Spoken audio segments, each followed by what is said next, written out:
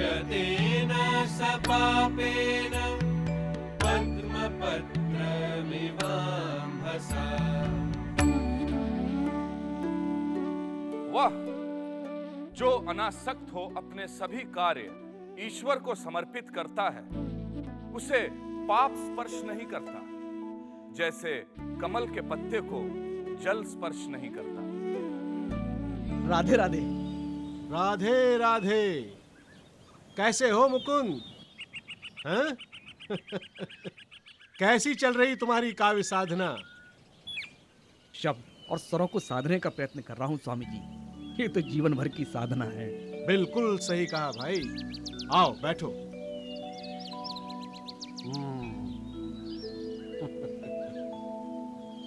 ये तुम्हारा बेटा है? जी स्वामी जी, इसी के बारे में मैंने आपको बताया था। क्या नाम है तुम्हारे बेटे? रामतनु पांडे। घर में लोग तन्ना भी बुलाते हैं। मुकुंद जी। इसके नाम में तो तान है। बेटा, मैंने सुना है तुम पशु पक्षियों की खूब नकल उतारते हो। हमें भी कुछ सुनाओ। स्वामी जी का आशीर्वाद ले लो बेटा।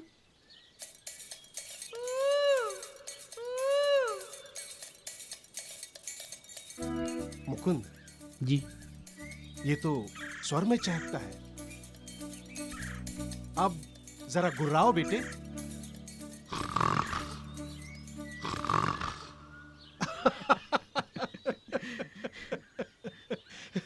द्रुपद में गुर्राते हो। स्वामी जी, काव्य और स्वरों की साधना करने वाले का पुत्र सिर्फ पशु पक्षियों की बोलियां निकालते ना रह जाए, इसलिए मैं इसे आपकी शरण में लेकर आया हूं। आप इसके सर पर हाथ रख देंगे तो इसे जीवन की दिशा मिल जाएगी। बेटे, मेरे साथ सुरों की साधना करोगे? जी। निम्बार्क संप्रदाय के वैष्णव परंपरा के स्वामी हरिदास, जो कभी ग्वालियर के राजा मान सिंह तोमर के दरबार में गवैये रह चुके थे, ने रामतनु को संगीत की ध्रुपद परंपरा में दीक्षित करना प्रारंभ किया। हरि को ऐसोई सब भेद, हरि को।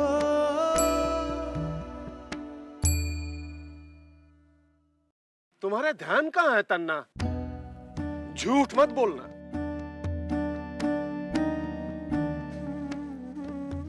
क्या सोच रहे थे तुम? मैं सोच रहा था कि मैं आप जैसा कब गा पाऊंगा।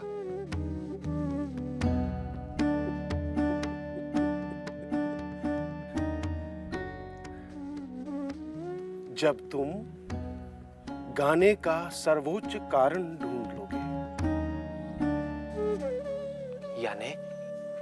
यानी सर्वोच्च लक्ष्य। यानी कुछ लोगों के लिए वो उदर पूर्ति है, कुछ लोगों के लिए यश कीर्ति, कुछ लोगों के लिए विलास, और कुछ लोगों के लिए योग। ज्यों ही तुम राखत हो, त्यों ही रहिय तू है हो हरि।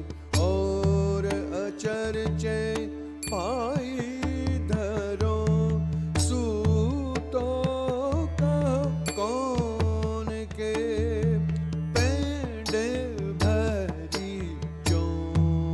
ज्यों ही तुम राखत हो, त्यों ही रहिय तू है हो हरि।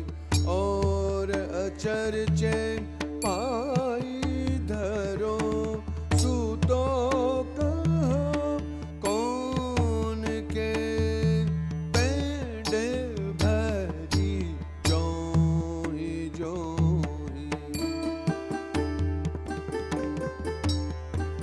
राधे राधे। तन्ना, जितना मैं तुम्हें सिखा सकता था वो तुमने सीख लिया है। आगे की सुरों की साधना तुम्हारी अपनी यात्रा है। रामतनु पांडे स्वामी हरिदास से संगीत की शिक्षा प्राप्त कर वापस ग्वालियर आ गए। ग्वालियर एक ओर वे शिव मंदिर में गाते और दूसरी ओर सूफी संत शेख मोहम्मद गौस से संगत करते। शेख मोहम्मद गौस के प्रभाव से रामतनु पांडे ग्वालियर दरबार पहुंचे।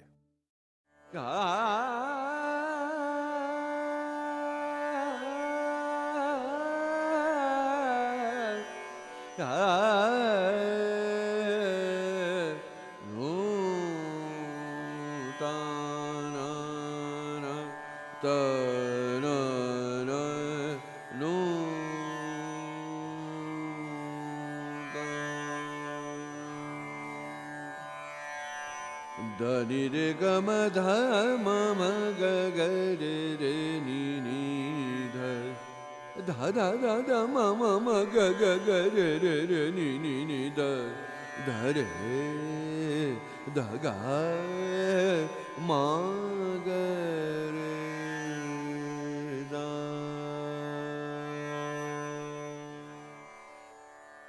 बहुत खूब पंडित जी, बहुत खूब। गुस्ताखी माफ हो हुजूर, तो एक बात कहूं? कहो बेजू। पंडित जी का नाम रामतनु पांडे नहीं, पंडित तानसेन होना चाहिए। इनके सुरों में स्वामी हरिदास की भक्ति परंपरा और पीर शेख मोहम्मद गौस साहब की सूफी परंपरा का अद्भुत संगम है। बैजू ने तुम्हें नया नाम दिया, अब हमसे भी कुछ मांग लो तानसेन। गौस साहब से सुना है कि रानी मृगनयनी के गले में सरस्वती बसती है। अगर एक बार उन्हें सुनने का मौका मिल जाए तो मैं खुद को खुशकिस्मत समझूंगा।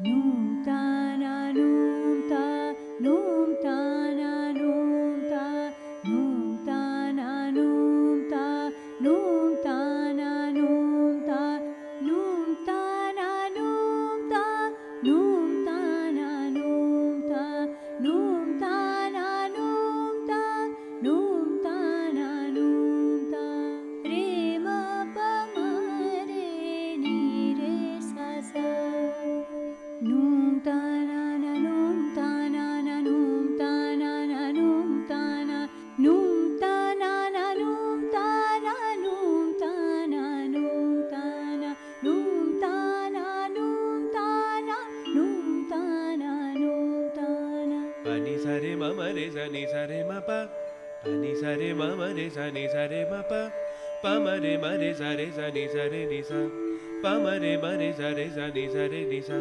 नूम ताना ना ना ना नूम ताना ना ना ना नूम ताना ना ना ना नूम ताना ना ना ना sa re ni sa re ma pa ni sa re ni sa sa ni ni ni pa ma ma re re sa तारे नि सा रे मा पा मा रे मा पा नि सा रे नि सा सा सा सा नि नि नि पा पा मा मा मा रे रे सा sa re ni sa re ma pa रे ma pa ni sa re sa ni ni ni pa ma re re sa नूम ताना ना ना ना नूम ताना ना ना ना नूम ताना ना ना ना ना ताना ना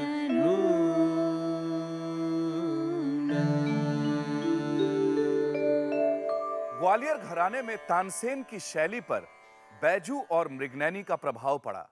यहीं तानसेन की मुलाकात हुसैनी से हुई, उनका हुसैनी से विवाह हुआ और राजा मानसिंह की मृत्यु के बाद तानसेन रीवा महाराज रामचंद्र बघेल के यहां चले आए।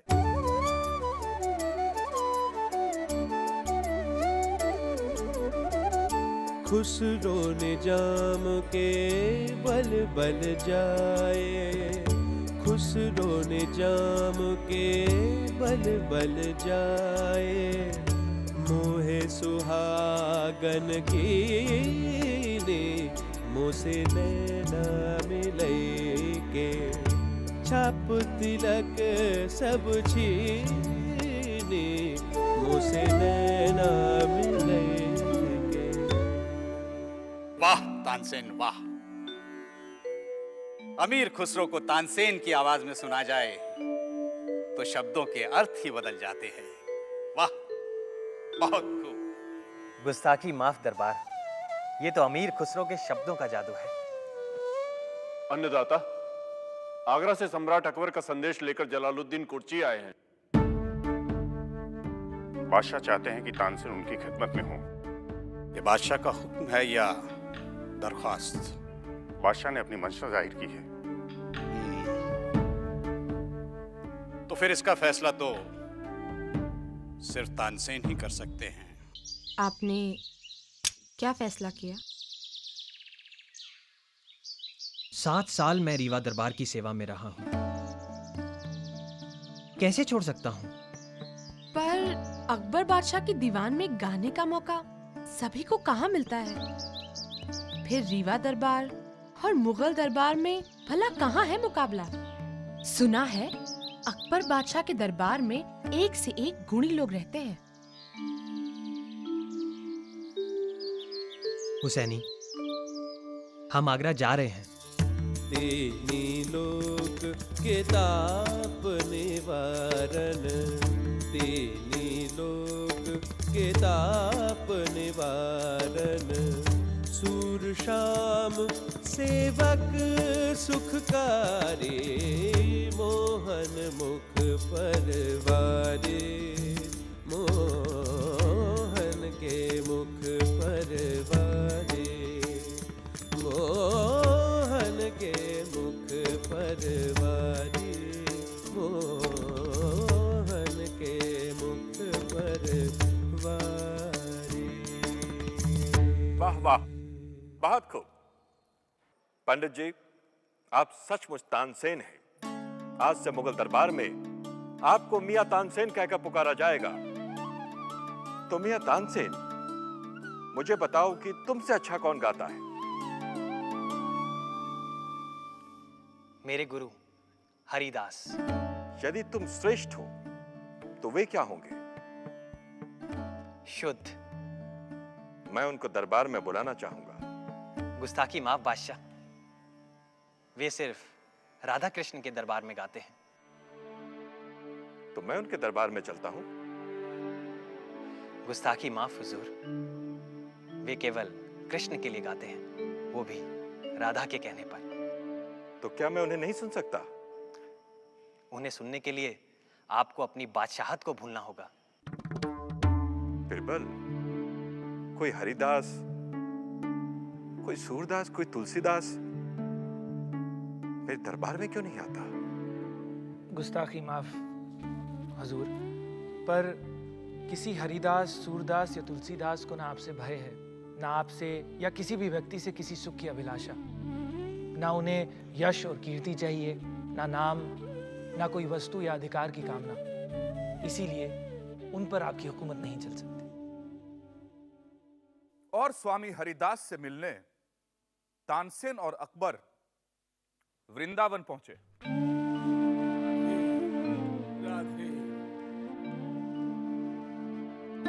सुना है तू अकबर के दरबार का एक रत्न हो गया है? ये आपकी कृपा है स्वामी जी।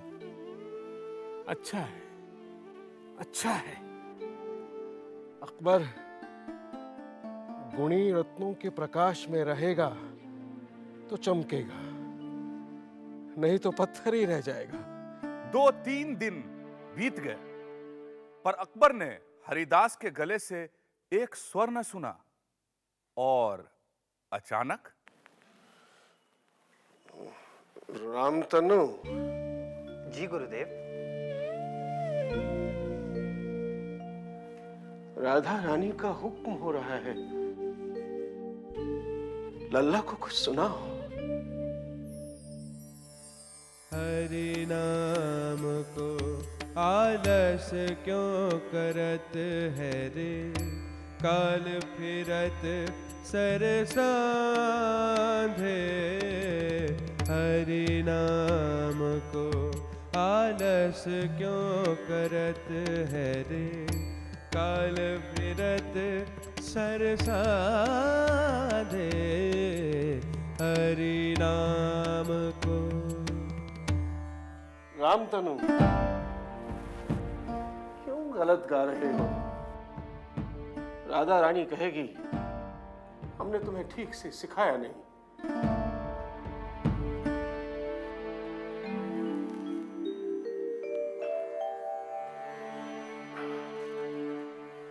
चलो मेरे साथ सुर में सुर मिलाओ। हरि नाम को आलस क्यों करत है रे, काल फिरत सर साधे। हरि नाम को आलस क्यों करत है रे, काल फिरत सर साधे। हरि नाम को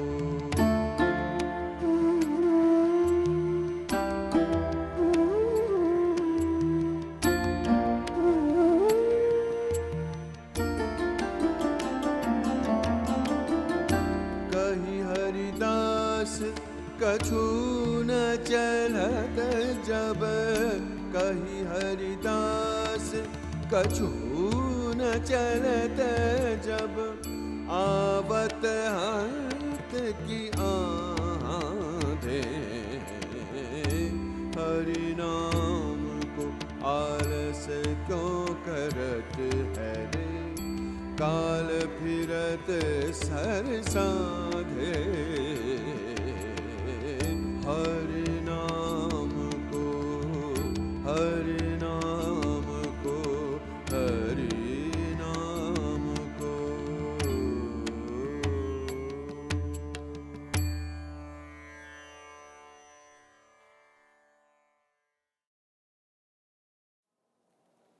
बादशाह, इस फकीर का गाना पसंद आया? तुम्हारे आंसू तुम्हारे संगीत प्रेम की गहराई बयान करते हैं, और मेरा रामतनु तानसेन इतना कच्चा नहीं हो सकता कि सुर साधने में कच्चा खा जाए। इतना तो मैं भी समझता हूं, मुझसे गंवाने के लिए उसने ये गलती की, और तुम्हें सेवकों की तरह झुकने की आदत भी नहीं है बादशाह। आओ बादशाह, यहां बैठो। जिज्ञासा और विनम्रता का मैं कायल हुआ।